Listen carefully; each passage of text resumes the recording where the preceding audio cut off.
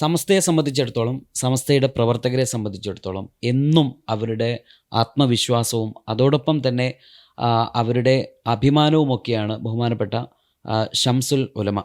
ഷംസുൽ ഉലമയുടെ 30ാമത് ഉറൂസ് മുബാറക്ക് നടന്നുകൊണ്ടിരിക്കുന്ന ഒരു സമയം. സമസ്തയെ സംബന്ധിച്ചിടത്തോളം സമസ്തയുടെ ദീർഘകാലത്തെ ജനറൽ സെക്രട്ടറി, സമസ്തയെ സംബന്ധിച്ചിടത്തോളം സമസ്തയുടെ 100ാം വാർഷികം ആഘോഷിച്ചു കൊണ്ടിരിക്കുന്ന ഈ ഒരു കാലയളവിൽ ഷംസുൽ ഉലമയുടെ ഉറൂസും കടന്നു വരുന്ന ഒരു സാഹചര്യത്തിൽ നമ്മൾ ഇന്ന് ഈ വിഷയത്തെക്കുറിച്ച് സംസാരിക്കുമ്പോൾ ഇന്ന് വെള്ളിയാഴ്ച 100ാം വാർഷികത്തിൻ്റെ പോസ്റ്റർ ഡേ ആചരിച്ച ഒരു ദിവസം കൂടിയാണ്.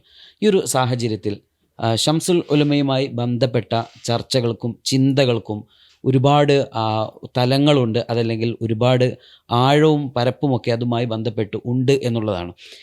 ഇന്ന് നമ്മോടൊപ്പം ഷംസുൽ ഉലമയുമായി ബന്ധപ്പെട്ട ഓർമ്മകളും അനുഭവങ്ങളും ഷംസുൽ ഉലമയുടെ ഈ കാലഘട്ടത്തിൻ്റെ ആവശ്യകതയും പ്രസക്തിയുമൊക്കെ പറയുന്നതിന് വേണ്ടി സുപ്രഭാതത്തോടൊപ്പം ചേരുന്നത് ആ ഒരു ഷംസുൽ ഉലമ ജീവിച്ചിരുന്ന കാലഘട്ടത്തിൽ സമസ്തയുടെ പോഷക സംഘടനകളുടെയൊക്കെ അമരത്തുണ്ടായിരുന്ന 2 പേരാണ്. ഒന്ന് അബ്ദുൽ ഗഫൂർ ദാരിമി, അതോടൊപ്പം തന്നെ മുസ്തഫ മാസ്റ്റർ മുണ്ടുപാറയുമാണ് ഇന്ന് നമ്മുടെ കൂടെയുള്ളത്. നമ്മൾ ആദ്യം മുസ്തഫ മാഷിലേക്ക് വന്നു കഴിഞ്ഞാൽ, മാഷ് അന്ന് SKSF-ന്റെ ജനറൽ സെക്രട്ടറി ആണല്ലേ. ഷംസുൽ ഉലമയുമായിട്ട് നമ്മളിപ്പോൾ പറയുമ്പോഴും ഷംസുൽ ഉലമ എന്ന് പറയുമ്പോൾ നമുക്കൊക്കെ കാണാൻ പറ്റാത്തൊരു വ്യക്തിത്വത്തിനുടമയാണ് ഷംസുൽ ഉലമ എന്ന് നമ്മൾ കേൾക്കുക മാത്രമാണ്. അപ്പോൾ കണ്ട നിങ്ങളുടെ ഷംസുൽ ഉലമ എന്തായിരുന്നു, ആരായിരുന്നു?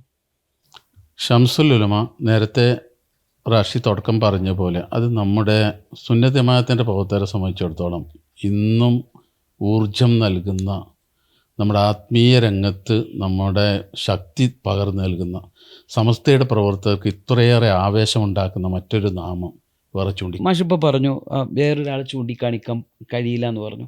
ഒരു സംഘടനയുടെ ജനറൽ സെക്രട്ടറി എന്നതിൻ്റെ അപ്പുറത്തേക്ക് ഇത്രമാത്രം സമസ്തക്കാർക്ക് ഷംസുൽ ഉലമ അത്ര ചർച്ച ചെയ്യപ്പെടാൻ മാത്രം ഒരുപാട് നേതാക്കൾ ഉണ്ടായിട്ടുണ്ടല്ലോ. വരക്കൽ തങ്ങൾ മുതൽ ഈ ജിഫ്രി തങ്ങൾ വരെയുള്ള കാലഘട്ടം എടുത്താൽ ഒരുപാട് ലീഡേഴ്സുണ്ട്. ഷംസുൽ ഉലമ അതിൽ നിന്ന് ഇങ്ങനെ വ്യത്യസ്തമാവാൻ എന്താ കാരണം? അതായത് പെരുത്തു നൂറ്റാണ്ടിൽ ഒരിക്കലീ മരുപ്പറമ്പാം ഉലകത്തിലീശൻ, നൂറ്റാണ്ടുകളുടെ ഇടവേളകൾക്ക് ശേഷം കടന്നു വരുന്ന ചില പ്രതിഭകളുണ്ട്. അത് ചരിത്രത്തിൽ ഉന്നതമായ സ്ഥാനത്ത് നിൽക്കുന്ന അപൂർവമായ പ്രതിഭകളാണ്. അതിൽപ്പെട്ട ഒരു വ്യക്തിത്വമാണ് മഹാനായ ഷെയ്ഖുന ഷംസുൽ ഉലമ. ആ ഷംസുൽ ഉലമയുടെ ജീവിതം എന്താണ് സന്ദേശം നൽകുന്നത് എന്ന് ചോദിച്ചാൽ എല്ലാമാണ്. അതൊരു വൈകാരികമായി സുന്നത്ത് ജമാഅത്തിൻ്റെ പ്രവർത്തകരെ സംബന്ധിച്ചിടത്തോളം അത് വല്ലാത്തൊരു അനുഭവമാണ്. ഇപ്പോൾ നമുക്കറിയാം, ഷംസുൽ ഉലമയുടെ 40 കൊല്ലം സമസ്തയുടെ ജനറൽ സെക്രട്ടറിയാണ്. ദീർഘകാലം സമസ്തയുടെ മുഖ്യ കാര്യദർശിയായി നിന്ന വേറൊരാളുമില്ല. 40 കൊല്ലമാണ് ഷെയ്ഖുന ഷംസുൽ ഉലമ സമസ്തയുടെ നേതൃരംഗത്തുണ്ടായത്. ആ ഷംസുൽ ഉലമയുടെ ജീവിതത്തിൻ്റെ വിവിധ വശങ്ങൾ പഠിക്കുമ്പോൾ ഓരോ കാലത്തും നമ്മുടെ പ്രാസ്ഥാനിക രംഗത്ത്, സംഘടനാ രംഗത്ത്, സുന്നത്ത് ജമാഅത്തിൻ്റെ രംഗത്തൊക്കെ നമ്മൾ അഭിമുഖീകരിക്കുന്ന പ്രശ്നങ്ങൾ വരുമ്പോൾ, പ്രതിസന്ധികൾ വരുമ്പോൾ എല്ലാറ്റിനും മാതൃകയായി ഷെയ്ഖുനയുടെ ആ ജീവിതം ഒന്ന് പഠിച്ചാൽ മതി. ഓരോ വിഷയത്തിലും ഷെയ്ഖുന എടുത്ത നിലപാടെന്തായിരുന്നു, ഷെയ്ഖുന ഇന്ന വിഷയത്തിലെടുത്ത നിലപാടെന്തായിരുന്നു. നമുക്ക് ഇന്നത്തെ കാലത്ത് പോലും ഇപ്പോൾ പോലും നമ്മൾ അഭിമുഖീകരിക്കുന്ന എല്ലാ വിഷയങ്ങൾക്കുമുള്ള കൃത്യമായ ഉത്തരം ഷെയ്ഖുന ഷംസുൽ ഉലമയിലുണ്ട്. അപ്പോൾ ഇന്ന ഭാഗമെന്നില്ല. അതായത് നമ്മുടെ ഒരു മതേതര രാജ്യത്ത്, പ്രത്യേകിച്ച് നമ്മുടെ ഇന്ത്യയിൽ ഒരു മുസൽമാൻ എങ്ങനെ ജീവിക്കണം എന്നുവരെ, അതൊരു രാഷ്ട്രീയമായ വിഷയമാണ്, അതുപോലും കൃത്യമായ ഷെയ്ഖുനയുടെ ജീവിതത്തിൽ നമുക്ക് പഠിക്കാൻ കഴിഞ്ഞിട്ടുണ്ട്. ഞാൻ ഓർത്തു പോകുന്ന ഒരു സംഭവം, എൻ്റെ ഒരു സംഭവം പറയാം. ഞാൻ SKSF-ൻ്റെ ജനറൽ സെക്രട്ടറി ആയിരിക്കുന്ന സമയത്ത് ഷെയ്ഖുന ഒരു ദിവസം, ഞാനിവിടെ ഓഫീസിലുണ്ട്, നമ്മുടെ ഇപ്പോൾ ഉള്ള പള്ളിയുടെ അടുത്താണ്. ഇവിടെയാണ് ഓഫീസ്? കോഴിക്കോടാണ് SKSF-ൻ്റെ സ്റ്റേറ്റ് ഓഫീസുള്ളത്. അപ്പോൾ ഇപ്പോൾ ഉള്ള പള്ളിയില്ലേ, ഇപ്പോൾ നമ്മുടെ ക്യാമ്പസിലുള്ള പള്ളിയുടെ അടുത്തൊരു വീടായിരുന്നു ഉണ്ടായിരുന്നു, ഒരു ഓടിൻ്റെ വീട്. 2 മുറികളായിരുന്നു ആ ഓടിൻ്റെ വീടുണ്ടായിരുന്നു. അവിടെയായിരുന്നു SKSF-ൻ്റെ ആദ്യത്തെ ഓഫീസ് പ്രവർത്തിച്ചിരുന്നത്. ഫസ്റ്റിൽ ഓഫീസ് ഉണ്ടായത് മുഗൾ ലോഡ്ജിലായിരുന്നു. അത് കഴിഞ്ഞ് പിന്നെ രണ്ടാമത് വരുന്നത് ഇവിടെ ഇപ്പോൾ ഉള്ള പള്ളി നിൽക്കുന്ന സ്ഥലത്താണ്. ഒരു ഞായറാഴ്ച ഞാൻ ഓഫീസിലുണ്ട്. ഷെയ്ഖുന ഷംസുൽ ഉലമയുടെ അംബാസഡർ കാറിലാണ് ഷെയ്ഖുന യാത്ര ചെയ്യാറ്. ഒരു ദിവസം അപ്രതീക്ഷിതമായി ഞായറാഴ്ച ഷെയ്ഖുന നമ്മുടെ ക്യാമ്പസിലേക്ക് കടന്നു വരുന്നു. അപ്പോൾ ഞാനവിടെ ഓഫീസിലുണ്ട്, വേറെ വരെ 1-2 പേരും ഉണ്ട്. അപ്പം നമ്മുടെ ബുക്കെടുപ്പൊക്കെ അവധിയാണ്, ഞായറാഴ്ച ആയതുകൊണ്ട് അവധിയാണ്. അപ്പോൾ ആ സമയത്ത് അതിന് ഞായറാഴ്ച വരേണ്ട ഒരു ആവശ്യമില്ല. ഷെഹുന വന്നു, ഗേറ്റ് കടന്നു വന്നു. അപ്പം തന്നെ നമ്മളാകെ ബേജാറായി, എന്തിനാണാവോ വന്നതെന്ന്.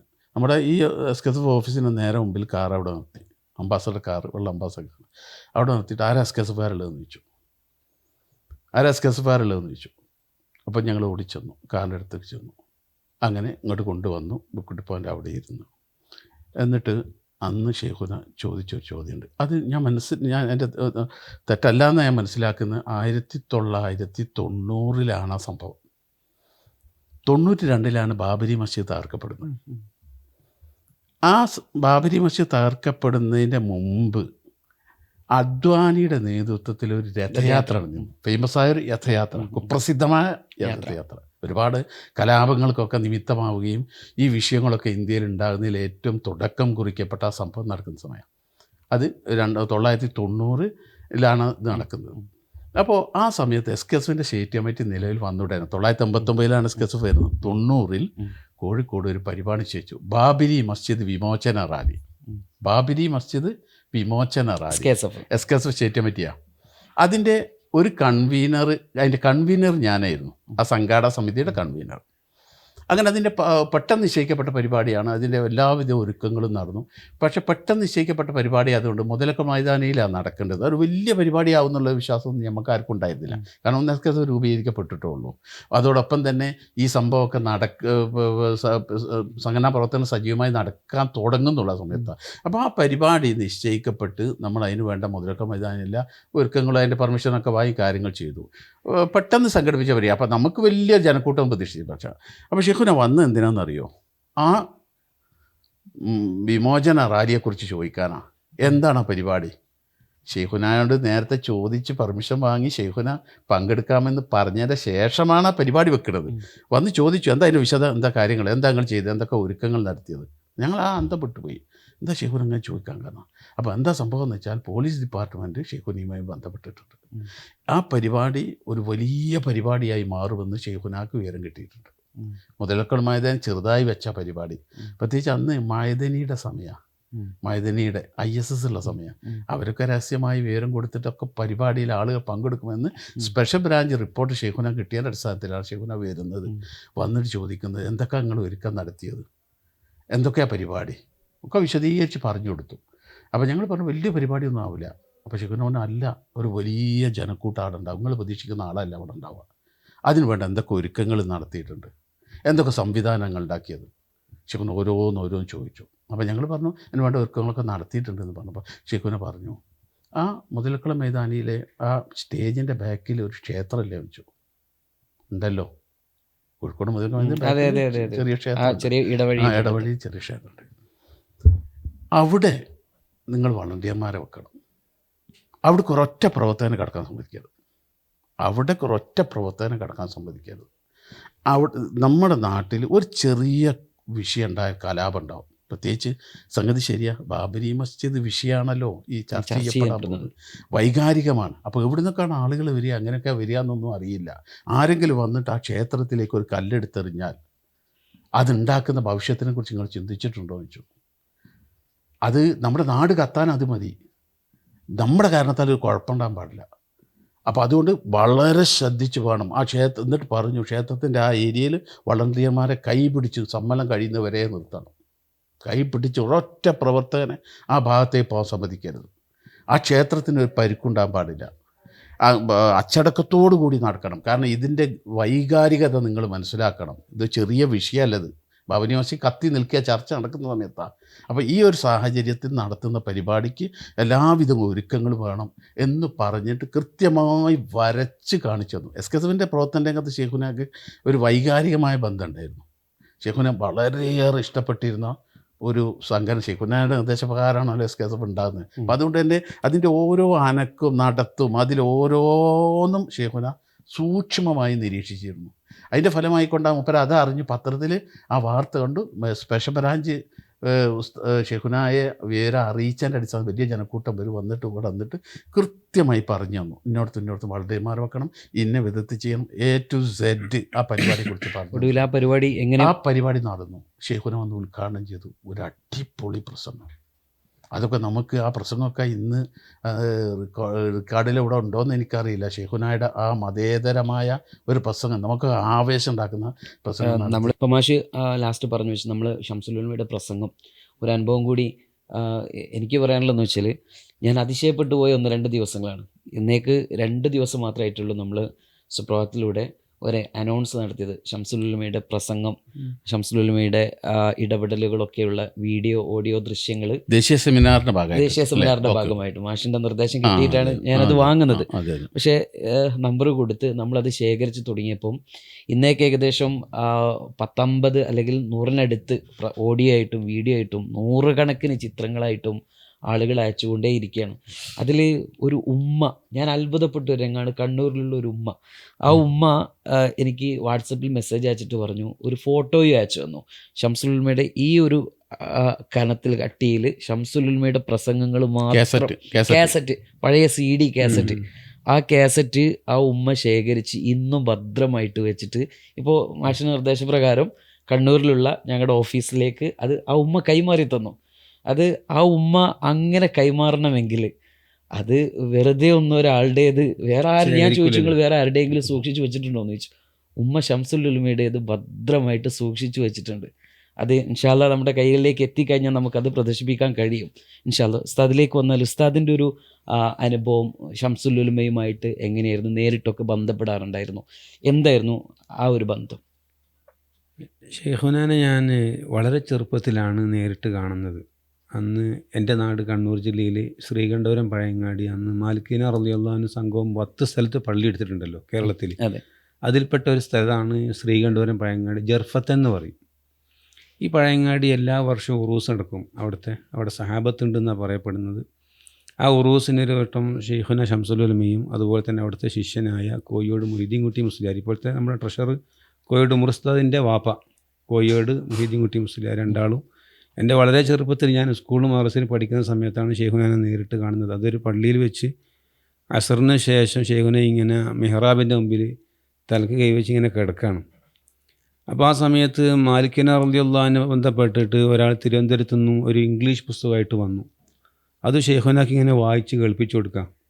അപ്പോൾ ഓരോ സ്ഥലത്തെത്തുമ്പോൾ ഷെയ്ഖുന പറഞ്ഞു അവിടെ നിർത്ത്, അവിടെ അങ്ങനെ ഇംഗ്ലീഷിൽ ഇയാൾ വായിച്ചു കൊടുക്കുക, ഷെയ്ഖുന അത് കേൾക്കുക.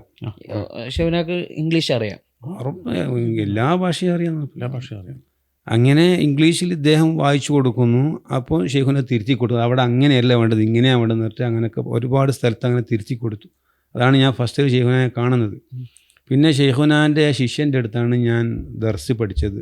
ബഹുമാനപ്പെട്ട മർഹൂം നമ്മുടെ കണ്ണൂർ ജില്ലയുടെ പ്രസിഡന്റ്, സമസ്തയുടെ ജില്ലാ പ്രസിഡൻ്റായിട്ട്, അവസാനം നമ്മുടെ സമസ്തയുടെ വൈസ് പ്രസിഡൻ്റായിട്ട് വഫാത്തായ ഷെയ്ഖുന PKP ഉസ്താദ് അവറുകൾ, PKP ഉസ്താദിൻ്റെ ദർസിലാണ് ഞാൻ പഠിച്ചത്. അപ്പോൾ PKP ഉസ്താദിൻ്റെ അനുഭവങ്ങൾ ഒരുപാട് ഇങ്ങനെ പറയും. ചെറുപ്പത്തിൽ ഷെയ്ഖുനാനെ സംബന്ധിച്ചിടത്തോളം ഉസ്താദിന് പറയാനുള്ള ആത്മീയമായിട്ട് വലിയ ഉന്നതിയിലെത്തിയ ഒരാളാണ്. ആത്മീയമായിട്ട് വലിയ സ്ഥാനം കൈവരിച്ച ആളാണ് ഷെയ്ഖുന ഷംസുൽ ഉലമ എന്ന് പറഞ്ഞാൽ. തൻ്റെ ശിഷ്യന്മാരുടെ നിയന്ത്രണം, അവരുടെ അഭാവത്തിൽ പോലും ഷെയ്ഖുന എന്താക്കുന്നുണ്ട്, നിയന്ത്രിക്കുന്നുണ്ട്, തർബീയത്ത് ചെയ്യുന്നുണ്ടെന്നാണ് എൻ്റെ ഉസ്താദ് PKP ഉസ്താദ് പറയുന്നത്. ഒരു വട്ടം ഷെയ്ഖുന ഖുവത്തുൽ ഇസ്ലാം അറബിക് കോളേജിൽ അവിടെ മുദരിസായിട്ട് സേവനം ചെയ്യാണ്.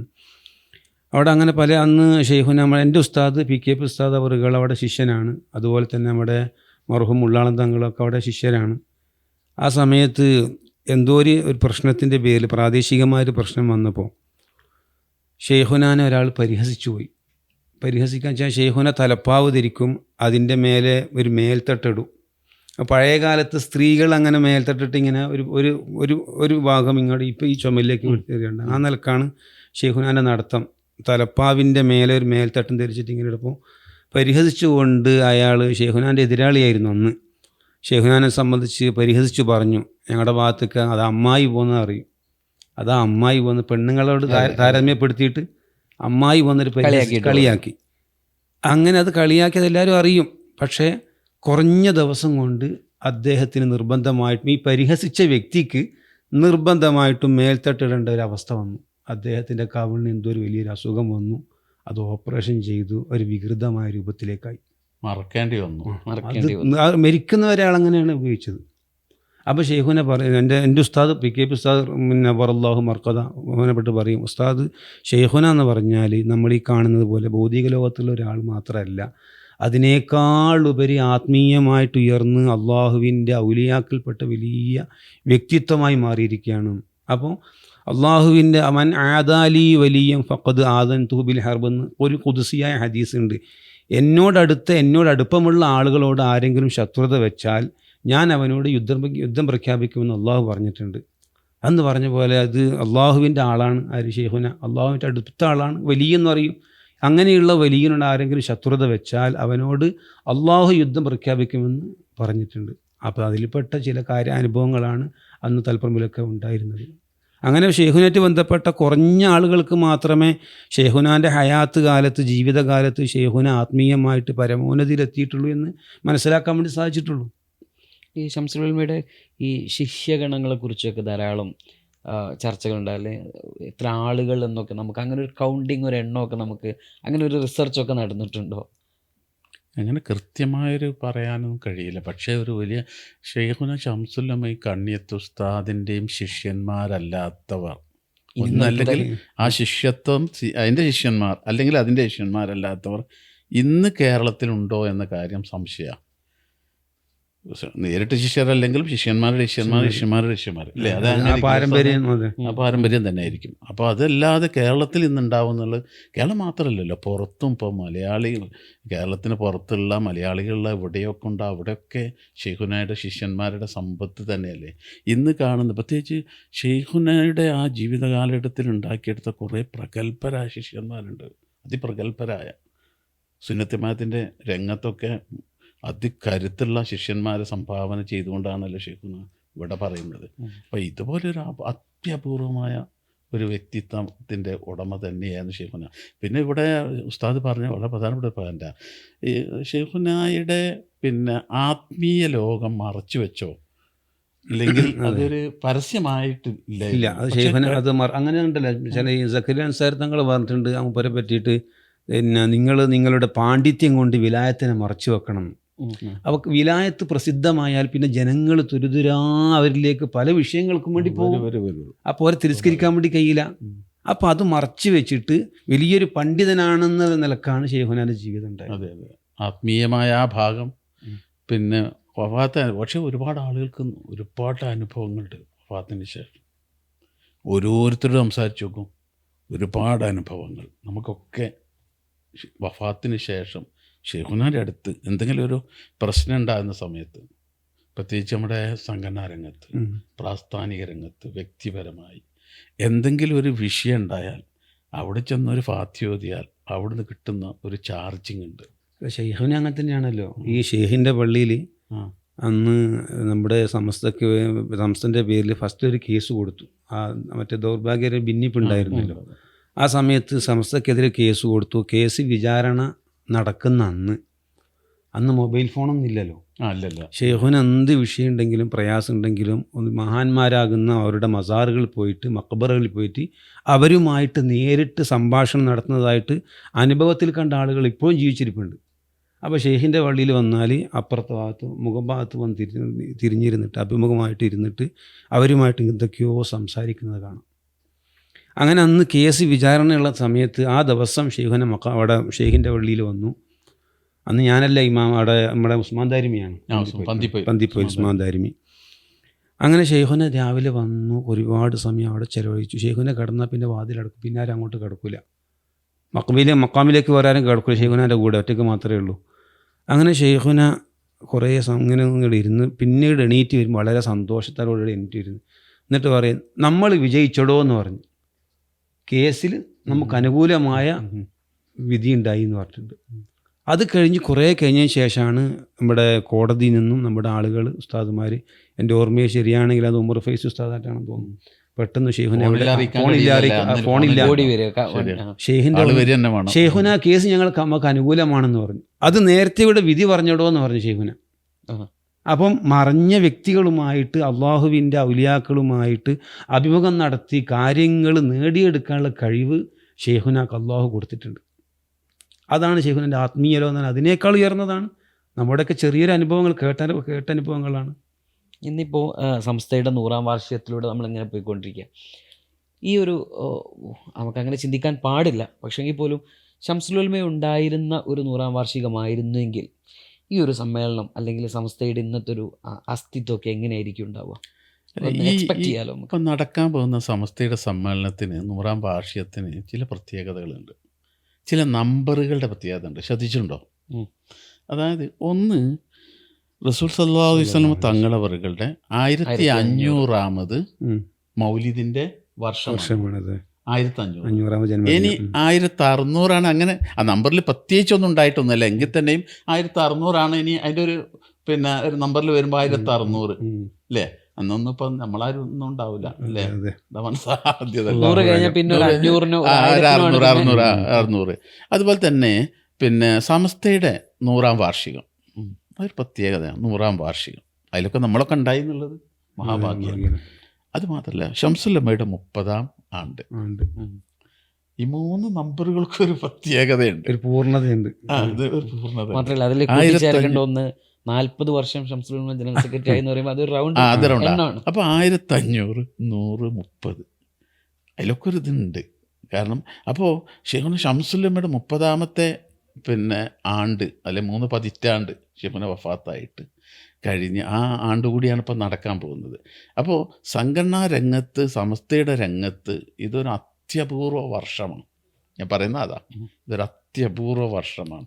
നമുക്കൊക്കെ ഇതിൽ പങ്കാളികളാവാൻ കഴിഞ്ഞു എന്നുള്ളത് നിസ്സാര സംഭവമല്ല. ശംസുൽ ഉലമ 30 മരിച്ചിട്ട് 30 വർഷം, അത് കീച്ചാൽ കിട്ടുന്നത് 70 വർഷം. ശംസുൽ ഉലമ ജനറൽ സെക്രട്ടറി ആയ വർഷം 40 വർഷം, ഈ മരിച്ചതും ജനറൽ സെക്രട്ടറി ആയതും കൂട്ടുമ്പോൾ 70 വർഷം.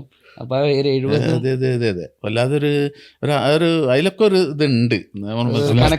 നേരിടുന്ന ഒരുപാട് പ്രശ്നങ്ങളും സമയത്താണ് നമ്മൾ ഇങ്ങനെ ഇപ്പോൾ സംസാരിച്ചുകൊണ്ടിരിക്കുമ്പം സംഘടനാ രംഗത്ത് നമുക്ക് ഒത്തിരി അസ്വസ്ഥതകളൊക്കെ അനുഭവിച്ചുകൊണ്ടിരിക്കുന്ന ഒരു സാഹചര്യം. നമ്മൾ നഗ്നമായിട്ട് പറഞ്ഞു പോകേണ്ട കാര്യമില്ല, ഒരു യാഥാർത്ഥ്യമാണ്. അപ്പം ഈ ഒരു ഘട്ടത്തിൽ ഈ ഒരു ശംസുൽ ഉലമയുടെ അഭാവം നമുക്ക് ഫീൽ ചെയ്യുന്നുണ്ട്, ഒരു സംഘടനാ നേതൃത്വത്തിൽ നിൽക്കുന്ന ആളുകൾ എന്നുള്ള നിലക്ക്. അല്ല, സംഘടനാ രംഗത്ത് സ്വാഭാവികമായ വിഷയങ്ങൾ ഉണ്ടാവാം. സമസ്തക്ക് എന്നും പ്രതിസന്ധികൾ ഉണ്ടായിട്ടുണ്ട്. അപ്പോൾ നമുക്കറിയാമല്ലോ, ഒരുപാട് സംഘടനകൾ വന്നത്, സമസ്തയിൽ നിന്ന് പോയ പല സംഘടനകളോ പേരൊന്നും പറയണ്ട, അതൊക്കെ ഉണ്ടായിരുന്ന സന്ദർഭങ്ങൾ ഉണ്ടായിട്ടുണ്ട്. ആ സമയങ്ങളിൽ അതാത് സമയത്ത് അതിന് കരുത്തരായ നേതാക്കന്മാരും അതിൻ്റെ ആ വിഷയങ്ങളെ കൈകാര്യം ചെയ്യപ്പെട്ടിട്ടുണ്ട്. പക്ഷേ ഷെയ്ഖുന ഉണ്ടായിരുന്നുവെങ്കിൽ എന്ന് നമ്മളൊക്കെ ആശിച്ചു പോകുന്നു. കാരണം ഇത് മാത്രമല്ല, നിലവിലെ നമ്മുടെ പുതിയ കാലക്രമത്തിൽ, ലോകക്രമത്തിൽ, കാരണം ഷെയ്ഖുന ഇടപെടാത്ത എല്ലാ വിഷയവും ഓരോന്നും നിങ്ങൾ പഠിച്ചു നോക്കൂ.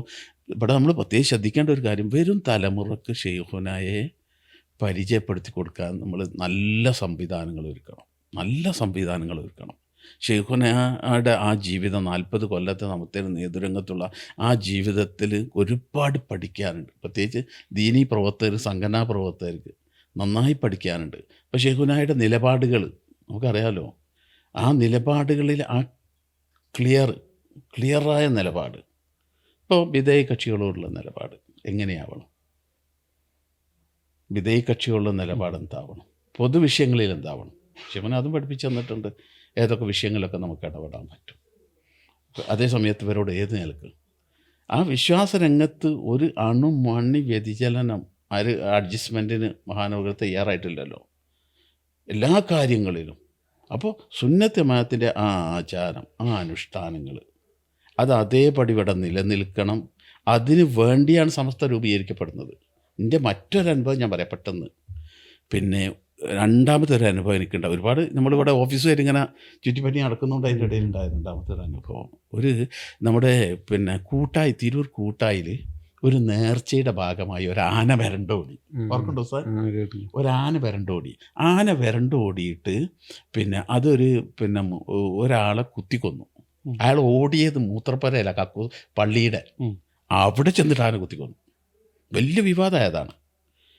അപ്പോൾ ആ സമയത്ത് നമ്മുടെ പല നേർച്ചകളോടനുബന്ധിച്ചും നേർച്ചകളുടെ പുറത്താണ് പിന്നെ ഈ വേണ്ടാത്ത ഈ കുലുക്കി കുത്ത് അങ്ങനെ പരിപാടികൾ ഉണ്ടാവുമല്ലോ. ഈ പിന്നെ ഉത്സവ പറമ്പിലൊക്കെ നടക്കുന്ന ചില ഉത്സവ പറമ്പിൽ നടക്കുന്ന പോലെ ആ നടക്കുന്ന സമയം അപ്പോൾ SKSF സ്റ്റേറ്റ് കമ്മിറ്റി തീരുമാനമെടുത്തു ഇതിനെതിരെ ശക്തമായ പിന്നെ ഇത് നടത്താൻ, ബോധവൽക്കരണം നടത്താൻ.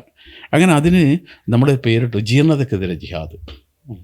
അതിൻ്റെ അജീർണതക്കെതിരെ ജിഹാദ് വരുന്നതിന് മുമ്പ് അതിൻ്റെ മുൻപ് SKSF സ്റ്റേറ്റ് സെക്രട്ടേറിയറ്റ് ഒരു പ്രമേയം പാസ്സാക്കി. എന്തറിയോ, പിന്നെ നേർച്ചകളോടനുബന്ധിച്ചു കൊണ്ട് നടന്നു വരുന്ന അനാചാരങ്ങൾ നിർത്തൽ ചെയ്യാൻ മഹല്ലുകളോട് SKSF സംസ്ഥാന സെക്രട്ടേറിയറ്റ് ഒരു പ്രസ്താവന നടത്തി. ചന്ദ്രികയിൽ അത് വലിയ പ്രാധാന്യപൂർവ്വ വാർത്ത വന്നു. ഞാനൊരു ദിവസം ഓർക്കുകയാണ്, ഞങ്ങൾ ഇതുപോലെ ഓഫീസിൽ, അന്നത്തെ ഓഫീസ് ഇപ്പോൾ ഉള്ള സുപ്രഭാതത്തിൻ്റെ കെട്ടിടത്തിലാണ്, ഇവിടെ നിന്ന് അങ്ങോട്ട് മാറിയിട്ടുണ്ട്, അവിടെയാണുള്ളത്. ആ സമയത്ത് ആ ഷെയ്ഖുന ഒരിക്കൽ വന്നു, വിളിച്ചു, ആരാ SKSFകാരോട് ചോദിച്ചു. ഈ റിപ്പോർട്ട് വന്നതിന് ശേഷം ഈ റിപ്പോർട്ട് വന്ന ദിവസം അതായത് ഷെയ്ഖുന SKSFുമായുള്ള ഒരു വൈകാരികമായ ബന്ധം വല്ലാതായിരുന്നു. സൂക്ഷ്മമായി നിരീക്ഷിച്ചിട്ടുണ്ടായിരുന്നു, സൂക്ഷ്മമായി. അപ്പോൾ വന്ന് വിളിച്ചു ആരാളുടെന്ന് ചോദിച്ചു. അന്നും ഞാനിവിടെ ഉണ്ട്, എൻ്റെ ഓർമ്മ ഹമീദ് വൈസി ഉണ്ട് എന്നാണ്, ഹമീദ് വൈസി ഉണ്ട് എന്നാണ് എൻ്റെ ഓർമ്മ. എന്തായാലും വിളിപ്പിച്ചു. അപ്പോൾ ഇവിടെ ബുക്കിടിപ്പോലാണ്, ഇന്നത്തെ ബുക്കിടിപ്പോല്ല, അന്ന് ചെറിയ സൗകര്യമില്ലാത്ത ബുക്കിടിപ്പോ. അവിടേക്ക് വിളിപ്പിച്ചു. അവിടെ ഒരു സോഫ ഉണ്ട്, ഇതുപോലത്തെ ഒരു സോഫ ഉണ്ടാവും, അവിടെയാണ് ശരിക്കും ഇരിക്കുക. അപ്പോൾ വിളിപ്പിച്ചു. ഇപ്പോൾ കയ്യിൽ ചന്ദ്രിക പത്രമുണ്ട്. ആ ചന്ദ്രിക പത്ര കയ്യിൽ വെച്ചിട്ടാണ് ഞങ്ങൾ വിളിപ്പിക്കുന്നത്. അങ്ങനെ ഞങ്ങൾ അവിടെ ചെന്നു. ഷെയ്ഖുന സോഫയിൽ ഇരിക്കും, ഞങ്ങൾ നിലത്തിരുന്നു. അത് വേറെ വലിയ സൗകര്യമൊന്നുമില്ല ഇവിടെ. ഇപ്പൊക്കെ നല്ല സൗകര്യമല്ലോ, അന്നാ സൗകര്യമൊന്നുമില്ല. എന്നിട്ട് ഈ പത്രത്തിൽ ഇത് വായിക്കുന്നതാണ്, പത്രം, ചന്ദ്രിക പത്രം. അതിലെന്താ പ്രസ്താവന? നേർച്ചകളോടനുബന്ധിച്ചുകൊണ്ട് നടന്നു വരുന്ന അനാചാരങ്ങൾ. എവിടാ നേർച്ചയിൽ അനാചാരം? എവിടെയാ നേർച്ചയിൽ അനാചാരം? എനിക്കിപ്പോഴാ കത്തിയത്. നമുക്കും കത്തിയത് അപ്പോഴാ.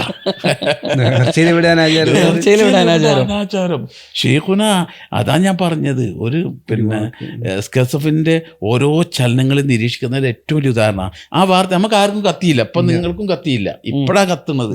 കാരണം അന്ന് നമുക്കിത് പറഞ്ഞപ്പോൾ എവിടെ നേർച്ചയിൽ അനാചാരം എന്ത് പറ, എവിടെയാ നേർച്ചയിൽ അനാചാരം? പറ. ഇത് ഉണ്ട് എന്ന എൻ്റെ ധാരണ. എന്താ, ഞാനതിൽ സാക്ഷിയാ. അവിടെ ഇട്ടിട്ട് പിന്നെ ശക്തമായി ദേഷ്യം പിടിച്ചു. എന്നിട്ട് പറഞ്ഞു, എഴുതുമ്പോൾ ശ്രദ്ധിക്കണം. അന്ന് ഇന്നത്തെ പോലെ ഈ പിന്നെ വീഡിയോസ് കാര്യമായിട്ടില്ല. അന്ന് ഷെയ്ഖുന അന്നൊരു ഉപദേശം എനിക്കിപ്പോഴും എൻ്റെ ജീവിതത്തിൽ പലപ്പോഴും നമുക്ക് പലതിനും ഉപകാരപ്പെട്ടിട്ടുണ്ട്. അതായത് പിന്നെ എഴുതുന്നതിട്ട് ശ്രദ്ധിക്കണം. എഴുതുമ്പോൾ അത് രേഖയാണ്, വാക്ക് പറയും പോലല്ല.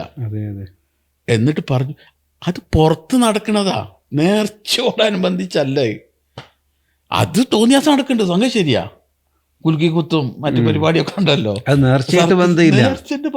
നമ്മുടെ വാക്ക് എന്താണ് റിപ്പോർട്ട് കൊടുത്ത് നേർച്ചയോടനുബന്ധിച്ച്, നേർച്ചക്കനുബന്ധിച്ച് അങ്ങനെ പരിപാടി. നേർച്ച ഇസ്ലാമികമാണ്, അത് പുണ്യാണ്, അത് മഹാന്മാരുടെ മസാറുകളോട് വെച്ച് നടക്കുന്നതാണ്.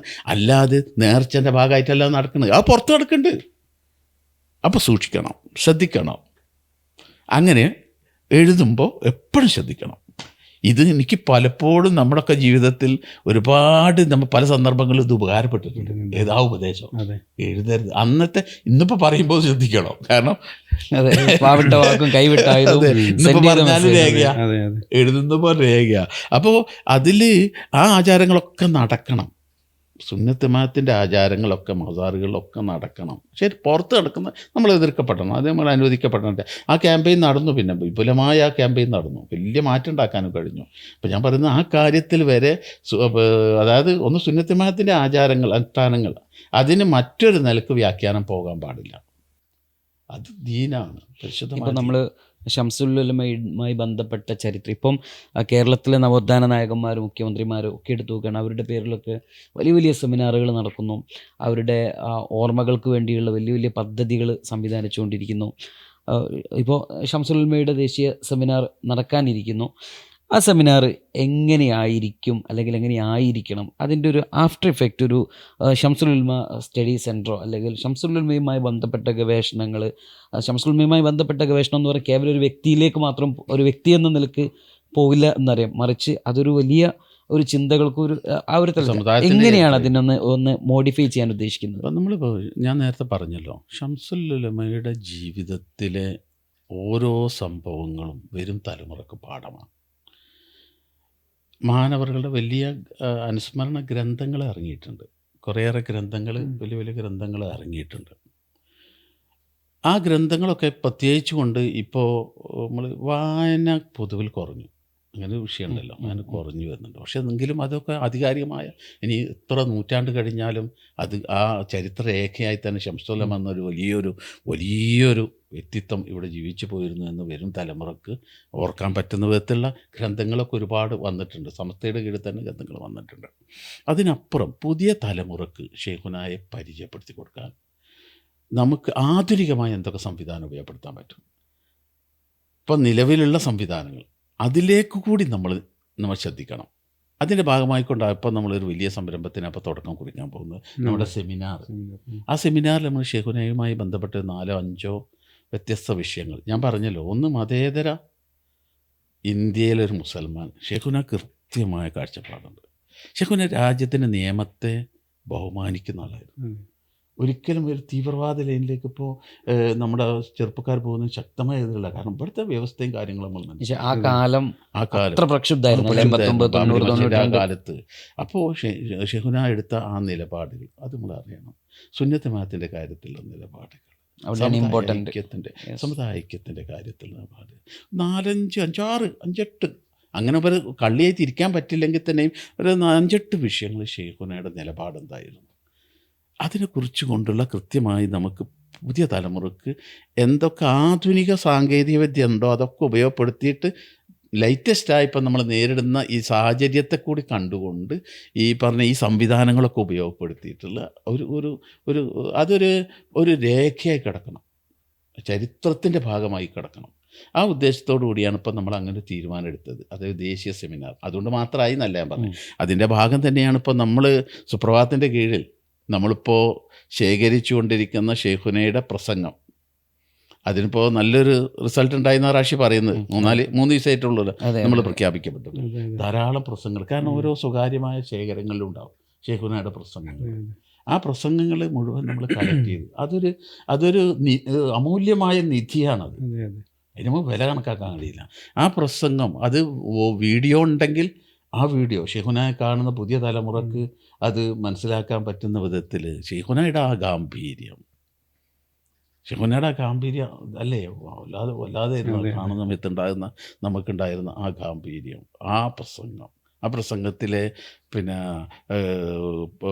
കണ്ടൻറ്റ്, അതൊക്കെ നമ്മൾ പഠിക്കേണ്ട പുതിയ തലമുറക്ക്. അപ്പം നമ്മൾ ഈ സെമിനാർ കൊണ്ട് ഉദ്ദേശിക്കുന്നത് കേവലം ഒരു സെമിനാർ നടത്തിയത് കൊണ്ട് മാത്രമായില്ല, അതിൻ്റെ ഫോളോ അപ്പ് ഉണ്ടാവണം. എന്നിട്ട് ഷെയ്ഖുനായുടെ കുറിച്ച് കൊണ്ട് പഠിക്കാനുള്ള ഒരു സംവിധാനത്തിലേക്ക് നമ്മൾ ഇറങ്ങണം. അതിനൊരു സ്ഥിരമായ സംവിധാനമാണ്, ഷെയ്ഖുനയുടെ ഒരു ഫൗണ്ടേഷൻ തന്നെ വേണം. എന്നിട്ട് ഷെയ്ഖുനയെക്കുറിച്ച് പഠിക്കട്ടെ, ലോകം അറിയട്ടെ. എന്നിട്ട് ഷെയ്ഖുനായുടെ മെസ്സേജുകൾ, സന്ദേശങ്ങൾ സമൂഹത്തിന് കൊടുക്കാൻ നമുക്ക് കഴിയണം. അപ്പം നമ്മൾ വിശാലമായ ഒരു അർത്ഥത്തിലാണ്. ഇപ്പം നമ്മൾ സമസ്ത കോഴിക്കോട് ജില്ലാ സ്വാസംഘത്തിന് കീഴിലാണ് തീരുമാനം എടുത്തെങ്കിലും ഇപ്പം നമ്മളത് സമസ്ത കോഴിക്കോട് ജില്ല തീരുമാനം എടുത്തു, അതിൻ്റെ സ്വാസംഘടനാ സമിതി ഉണ്ടാക്കിയെങ്കിലും നമ്മളത് ഒന്നുകൂടി വിപുലമാക്കിയിട്ടാണ്. നമ്മൾ മലയാളികൾ എവിടെയുണ്ടോ, അതാ ഞാൻ പറഞ്ഞത്, ഷെയ്ഖുന ഒരു വികാരമാണ്.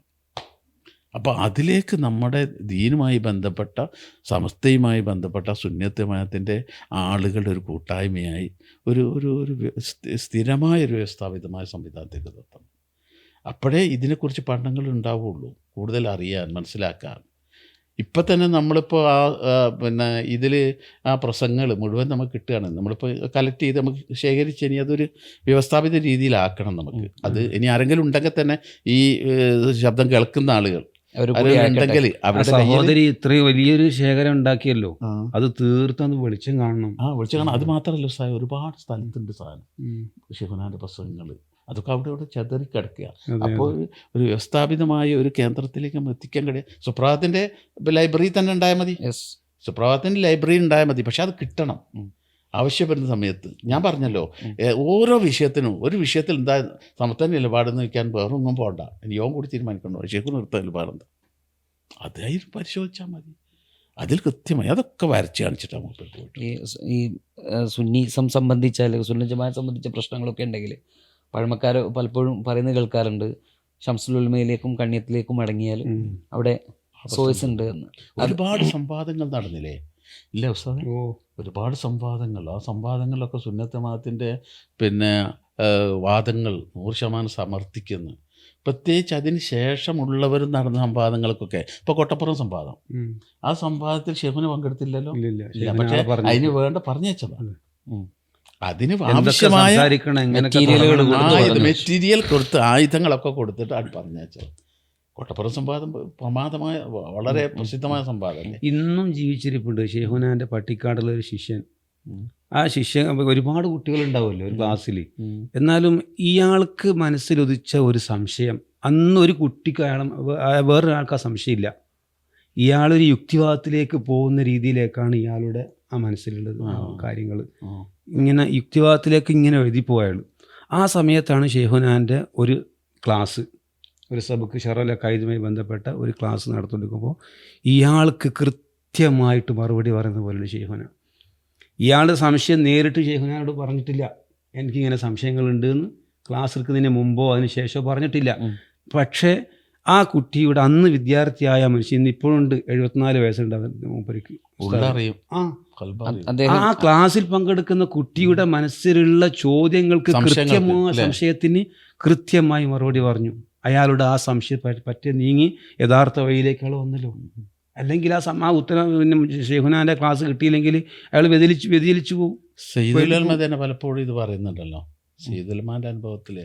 എന്നിട്ട് അയാൾ ഇപ്പം പറയാം, അത് എനിക്ക് വേണ്ടി മാത്രം ഷെയ്ഖുന പറഞ്ഞതാണെന്ന്. ആ ക്ലാസ്സിൽ ആ മറുപടി ഷെയ്ഖുന എനിക്ക് വേണ്ടി മാത്രം പറഞ്ഞതാ, വേറെ ആർക്കും ആ സംശയം ഉണ്ടായിട്ടില്ല. അതോടുകൂടെ ഇയാളെ സംശയം നീങ്ങി. മാഷ് പറഞ്ഞു വന്നത് സയ്യിദുലമേ ഒക്കെ തന്നെ ഒരുപാട് അനുഭവങ്ങൾ സയ്യിദുൽമ പ്രസംഗത്തിൽ പറയുന്നുണ്ടല്ലോ. തങ്ങൾക്കുണ്ടായ അനുഭവങ്ങൾ ഒരുപാട്, തങ്ങളുമായി ബന്ധപ്പെട്ടുള്ള വ്യക്തിപരമായി ബന്ധപ്പെട്ട കാര്യങ്ങൾ വരെ തങ്ങൾ പല വേദികളും പ്രസംഗിച്ച് നമുക്ക് കേൾക്കാൻ കഴിയും. അപ്പോൾ ഇവർ മഹാന്മാരൊക്കെ ഉള്ളറിയാൻ, ആ ഒരു മർത്തബയിലെത്തിയ ആളുകൾക്ക് മറ്റുള്ളവരുടെ ഉള്ളറിയാൻ, മൈൻഡ് അറിയാൻ അവർക്ക് കഴിയുമായിരുന്നു എന്നൊരു തെളിവ് ഉസ്താദ് ഇപ്പോൾ പറഞ്ഞത്. കാരണം സംശയം അവിടെ ക്ലാസ്സിൽ അദ്ദേഹം പറയാതെ തന്നെ, സംശയാലു ആരാണോ അയാൾ പറയാതെ പറഞ്ഞെടുക്കാന്നില്ല. ഇടയ്ക്കൊക്കെ ഈ സംഘടനാപരമായിട്ടൊക്കെ ഷംസുൽ ഉലമയുടെ സെമിനാർ അല്ലെങ്കിൽ ആണ്ട് നേർച്ചകളൊക്കെ നടക്കുമ്പം ഈ അടുത്ത കാലത്തായിട്ട് അതിൻ്റെ ഇടയ്ക്ക് കുറച്ച് കുറഞ്ഞു പോയോ എന്ന്. പക്ഷെ ഇപ്പൊ കുറെ കൂടിയൊക്കെ ആളുകൾ, യുവാക്കൾ ഒക്കെ കൂടുതൽ ആ മക്ബറയിൽ എത്തുകയും അങ്ങനെയൊക്കെ ഒരു അനുഭവം. ഒന്നിപ്പോ തങ്ങൾ ഷെയ്ഖുന വരക്കൽ മക്കാമിൽ എത്തുന്നതോടുകൂടി ഭയങ്കരമായ ഒരു പിന്നെ പങ്കാളിത്താണ് ഇപ്പോൾ ഓരോ വർഷം കൂടുന്തോറും ഉണ്ടാകുന്നത്. പ്രത്യേകിച്ച് ഈ പ്രാവശ്യത്തെ ആണ്ടൊക്കെ 30 ആണ്ടൊക്കെ ഞാൻ കേരളം പരക്കെ നടക്കുന്നുണ്ട്. നിബിധനം കഴിഞ്ഞ് റബീഉൽ ആഖിർ ആയാൽ, റബീഉൽ ആഖിർ 3 ഈ സമയത്ത് തന്നെ പല സ്ഥലങ്ങളിലും വലിയ വലിയ നേർച്ചകൾ ഷെയ്ഖുനായുടെ പേരിൽ. അപ്പോൾ ഓരോ ഗ്രാമപ്രദേശത്തും പട്ടണ പ്രദേശത്തും ഒക്കെ നടക്കുന്നുണ്ട്. ഇപ്പം നമ്മൾ ഈ സമ്മേളനത്തിൽ, നമ്മുടെ ഈ സെമിനാറിൻ്റെ ഭാഗമായിട്ട് എല്ലാ ജില്ലകളിലും ഇത് നടത്താൻ വേണ്ടി തീരുമാനിച്ചു. ഷെയ്ഖുനാൻ്റെ ആണ്ടും ഷെയ്ഖുനയുടെ അനുസ്മരണം അവിടെ ഓരോ ജില്ലകളും നടത്താൻ വേണ്ടി നമ്മൾ കോർഡിനേറ്റർമാരൊക്കെ നിശ്ചയിച്ചിട്ടുണ്ട്. അപ്പോൾ റബീഉൽ ആഖിറാണ്. റബീഉൽ ആഖിർ എന്ന് പറയുമ്പോൾ 3 ആയത് അല്ലേ, 3 ആയത്. അപ്പോൾ അതിൻ്റെ ഇടയിലായിക്കൊണ്ട് എല്ലാ സ്ഥലത്തും. അപ്പോൾ അത് അതുപോലെ തന്നെയാണ് ഇവിടെ വരക്കലെത്തുന്ന ആളുകളുടെ എണ്ണം ഭയങ്കരമായി. അത് അനുഭവമാണെന്ന് ഞാൻ മനസ്സിലാക്കുന്നത്. വന്നവർക്ക് അതിൻ്റെ റിസൾട്ട് ഈ സോഷ്യൽ മീഡിയ വഴി ഷെയ്ഖുനാൻ്റെ ഉള്ള ഓരോരുത്തരുടെ അനുഭവങ്ങൾ ഇങ്ങനെ എല്ലാവരും പറഞ്ഞു കേൾക്കുകയാണല്ലോ. അതെ, അപ്പോൾ അത് മനസ്സിലായിക്കൊണ്ടുള്ള ഒരു വലിയ ജനക്കൂട്ടം ആണിപ്പോൾ ഇതിൽ പരിപാടി വരുന്നത്. അപ്പോൾ നമ്മുടെ സെമിനാർ നമ്മൾ ഉദ്ദേശിക്കുന്ന ഒരു വലിയ പരിപാടിയാണ്.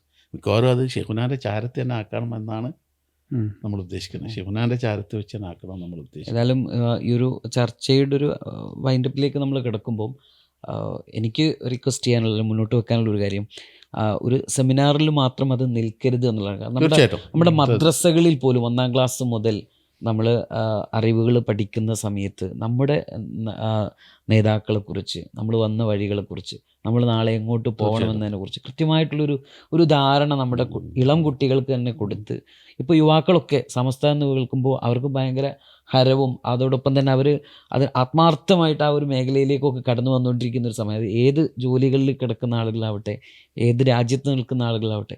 അപ്പോൾ അത്തരം ആളുകൾക്കിടയിലേക്ക് ശംസുൽ ഉലമയെ പോലെയുള്ള വലിയ ആളുകളുടെ ആ ഒരു ചിന്തകൾ നമ്മൾ കൊടുക്കാൻ നമ്മൾ ബാധ്യസ്ഥരാണ് എന്നാണ് എൻ്റെ ഒരു അഭിപ്രായം. അതോടൊപ്പം തന്നെ നമ്മളിന്ന് ഇത് ഓർക്കേണ്ട ഒരു നാമ ശിവന കണ്ണിയത്ത് ഉസ്താദിൻ്റെ കണ്ണിയത്ത് ഉസ്താദ് നമ്മളിവിടെ ഓർക്കാൻ പറ്റും. റബീൽ-ആഖിറിൻ്റെ പിന്നെ അതിലെ 2 നമ്മുടെ നേതാക്കന്മാർ, പിന്നെ ഒരുപാട് ഉസ്താദ്മാർ മരിച്ചു പോയിട്ടുണ്ട്. ഒരുപാട് റബീൽ-ആഖിർ മദീനി ഷേഖിൻ്റെ മാസവും കൂടി. അതെ 11 ഇന്നാണ് കണ്ണിയത്ത് ഉസ്താദിന്റെ ശരിക്കും വഫാത്ത് ഇന്നാണ്. ഷേഖുന നാളെ അല്ലേ? ഷേഖുനാന്റെ നാളെ ഷേഖുന നാളെ. മറ്റന്നാളാണ് ഇപ്പോൾ അവിടെ സമാപനം. ഞായറാഴ്ചയാണ് സമാപനം. അത് ഒരു ആയിരക്കണക്കിന് ആളുകൾക്ക് ഭക്ഷണമൊക്കെ കൊടുത്തുകൊണ്ടുള്ള വലിയ നേർച്ച. അത് എല്ലാ പ്രദേശങ്ങളിലും ഇപ്പോൾ നടക്കുന്നുണ്ട്, ഒരുപാട് സ്ഥലത്ത് നടക്കുന്നുണ്ട്. അപ്പോൾ കണ്ണിയത്ത് ഉസ്താദിന് നമുക്ക് ഈ 2 പിന്നെ 2 ആളുകൾ മഹാന്മാർ, അവർ ഒന്ന് പിന്നെ ഒരേ മാസത്തിൽ മരിക്കുന്നു, വഫാത്താവുന്നു. ഒരാൾ ഗുരു, ഒരു ശിഷ്യൻ, അങ്ങനെ ബന്ധം കൂടി ഉണ്ടല്ലേ ശിഖുനാൻ്റെ ഉസ്താദാണല്ലോ കണ്ണിയത്ത് ഉസ്താദ്. അപ്പോൾ ആ 2 ആളുകൾ ജീവിച്ച കാലഘട്ടം അത് കേരളത്തിലെ മുസ്ലിങ്ങളുടെ ഏറ്റവും സുന്ദരമായ കാലഘട്ടം. 2 ആളുകൾ ജീവിച്ച കാലഘട്ടം. കാരണം 2 മഹാന്മാർ, അവർ ആത്മീയ ലോകത്ത് ഉന്നതിയിൽ, അതോടൊപ്പം ഇൽമിൻ്റെ കാര്യത്തിൽ ഉന്നതിയിൽ, സൂക്ഷ്മതയിൽ ഉന്നതിയിൽ, പിന്നെ സാഹചര്യങ്ങളെയും സാമൂഹ്യ ചുറ്റുപാടുകളെയും കൃത്യമായി വിലയിരുത്താൻ കഴിഞ്ഞുകൊണ്ട് ഉമ്മത്തിനെ ഇങ്ങനെ വളർത്തിയെടുത്ത് ഇന്നിപ്പോൾ കേരളം സമസ്ത ഇത്രത്തോളം വളർന്നതിൽ ഇപ്പോൾ സമസ്തൻ്റെ വളർച്ച എവിടെയാണ്, എവിടെ എത്തി? അതിലിപ്പോൾ പ്രധാനപ്പെട്ട നമുക്കറിയാം. അപ്പോൾ നമ്മുടെ ഇ ലേണിങ്ങിൽ 38 രാജ്യങ്ങളെ കുട്ടി എത്ര 28 രാജ്യങ്ങളിലെ കുട്ടികൾ രാവും പകലും നമ്മൾ നമ്മളിപ്പോൾ സംസാരിച്ചുകൊണ്ടിരിക്കുന്ന സുപ്രഭാതത്തിൻ്റെ ഈ വിഷ്വൽ പിന്നെ സ്റ്റുഡിയോയുടെ തൊട്ട് ചേർന്നിട്ടുള്ള ഇവിടെ വെച്ചിട്ടാണ് 30ഓളം എനിക്ക് തോന്നുന്നു 30ഓളം രാജ്യങ്ങളിലെ കുട്ടികൾ ഇവിടുന്ന് പഠിക്കുന്നുണ്ട്. 24 മണിക്കൂറും പഠനം നടന്നുകൊണ്ടിരിക്കുകയല്ലേ, രാവും പകലും വ്യത്യാസമില്ലാതെ. എവിടെ എത്തി എന്നുള്ളതിന് ഇതിനപ്പുറം വല്ല എന്ത് വേണം? കാരണം ആയിരക്കണക്കിന് കുട്ടികളാണ് പഠിച്ചുകൊണ്ടിരിക്കുന്നത്. അതുകൊണ്ട് തന്നെ 100ാം വാർഷിക അന്താരാഷ്ട്ര സമ്മേളനം ആക്ച്വലി അന്താരാഷ്ട്ര സമ്മേളനം. കാരണം 30 രാജ്യങ്ങളിലെ കുട്ടികൾ പഠിക്കുന്ന ഒരു സംവിധാനത്തിൻ്റെ ഭാഗമാണ്. അപ്പോൾ അൽഹംദുലില്ലാ വളരെ സന്തോഷമാണ്. നമ്മളതിൻ്റെ കൂടെ നിന്ന് കൊടുക്കുക. അപ്പം നമ്മൾ ചെയ്യേണ്ടതാണ് അതിൻ്റെ ഹാദിമ്യങ്ങളായി നിന്ന് കൊടുക്കുക. അവർ വഴി കാണിച്ചു തന്നിട്ടുണ്ട്. അവരെ കൂടെ സ്വർഗത്തിൽ നമുക്ക് പോകണം. ഏതായിരുന്നാലും നമ്മളൊരു ചെറിയ സമയത്തിനുള്ളിൽ ശംസുൽ ഉലമയുമായി ബന്ധപ്പെട്ട വലിയ ചിന്തകൾ പങ്കുവെക്കാൻ നമുക്ക് കഴിഞ്ഞു എന്ന് ഒരിക്കലും അവകാശപ്പെടാൻ കഴിയില്ല. അത് ചെറിയ കാര്യങ്ങൾ മാത്രമാണ്. ഈ ഒരു കുറഞ്ഞ സമയത്തിന് ഒരുപാട് ഏടുകൾ നമ്മൾ മറിക്കാനുണ്ട്. ഇൻഷാ അല്ലാഹ് നമുക്ക് വരും ദിവസങ്ങളിൽ ഇത് ചർച്ചയാക്കണം. വരും ദിവസങ്ങളിൽ അതുമായി ബന്ധപ്പെട്ട വലിയ ചർച്ചകൾ, വലിയ ചിന്തകന്മാർ, വലിയ വലിയ ഉസ്താദുമാർ അടക്കമുള്ള ആളുകളെ ബന്ധപ്പെട്ടുകൊണ്ട് ശംസുൽ ഉലമയുടെ ആ ഒരു വിശാല ലോകത്തെക്കുറിച്ച് നമ്മൾ പറയേണ്ടതുണ്ട്, അറിയേണ്ടതുണ്ട്. ഒറ്റ കാര്യം കൂടെ, നമ്മുടെ പ്രസംഗം നമുക്ക് കിട്ടിയ പ്രസംഗങ്ങൾ ഈ സെമിനാറിൻ്റെ ഭാഗമായിട്ട് ഈ തന്നെ കണ്ടശയായിട്ട് നമുക്ക് സുപ്രഭാതം വിഷ്വലിലൂടെ വിടാം. തീർച്ചയായിട്ടും ശബ്ദമുള്ളത് ശബ്ദമായിട്ട്, അല്ലാതെ വീഡിയോ ആയിട്ടുള്ളത് വീഡിയോ ആയിട്ട് നമുക്ക് ഒരു പരമ്പരയായിട്ട് നമുക്ക് ചെയ്യണം. കാരണം ശേഖുനാൻ്റെ പ്രസംഗം ഈ മാസം തന്നെ ചെയ്യണം. ആ കാര്യം കൂടി ശ്രദ്ധപ്പെടുത്തിയാണ്. തീർച്ചയായിട്ടും അതും നമ്മൾ പ്രേക്ഷകരുടെ മുമ്പിലേക്ക് അറിയിക്കുകയാണ്. ഏതായിരുന്നാലും നമുക്ക് ഈ ഒരു ശംസുൽ ഉലമയുടെ 30ാം ആണ്ട് നേർച്ച നടക്കുന്നൊരു സമയമാണ്. ഒപ്പം 100ാം വാർഷികത്തിൽ ശംസുൽ ഉലമ നഗരിയിൽ നമ്മൾ ഒന്നിക്കാൻ ഇരിക്കുന്ന ഒരു സമയമാണ്, ഒത്തുചേരാൻ ഇരിക്കുന്ന സമയമാണ്. അതുകൊണ്ട് തന്നെ ഈ ഒരു ചിന്തകൾക്കും ചർച്ചകൾക്കുമൊക്കെ അതിൻ്റേതായിട്ടുള്ള പ്രാധാന്യമുണ്ട്, അതിൻ്റേതായിട്ടുള്ള അർത്ഥതലങ്ങളുണ്ട്. അത് വരും ദിവസങ്ങളിൽ നമുക്ക് ഈ പറയപ്പെട്ടതുപോലെ നമുക്ക് പ്രേക്ഷകരിലേക്ക് എത്തിക്കാം. നമുക്കെല്ലാവർക്കും അത് ഉൾക്കൊള്ളാം. അള്ളാഹു അനുഗ്രഹിക്കട്ടെ. അസ്സലാമു അലൈക്കും.